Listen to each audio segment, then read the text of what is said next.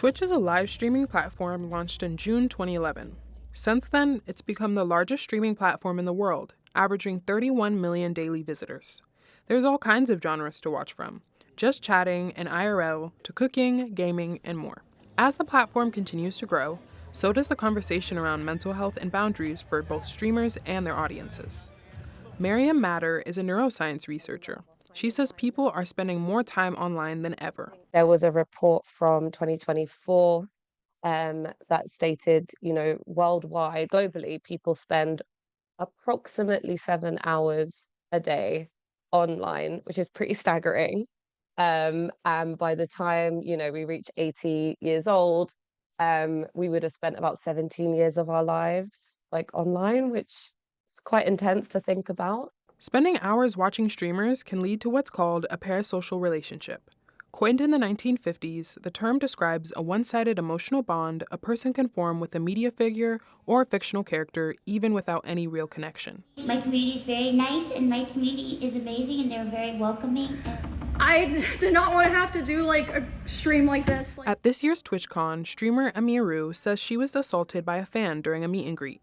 The incident drew attention to the potential dangers of parasocial relationships. Matter says donations can create complicated dynamics between streamers and their audiences. I feel like there are damaging elements to being online so much that people feel they know you and people feel they can approach you and people feel they can cross boundaries that they wouldn't normally cross with strangers in the street because they spend so much time watching you online and you give so much of your personality. And we're not seeing 100%.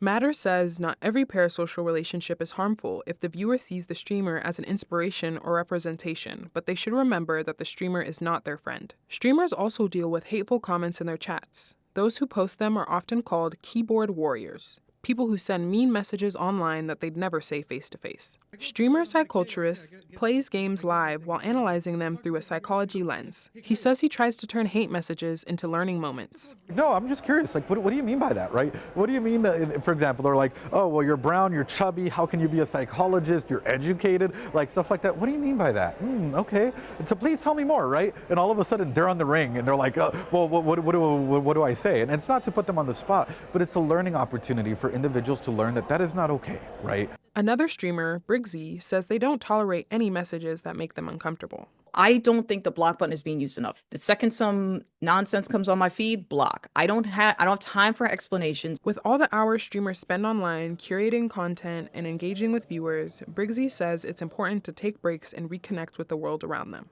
Go outside, even if it's just to take a walk, even if it's to go around the corner to get your favorite candy bar, even if it's just to say hi to your neighbor, or hell, go to a park, go look at puppies.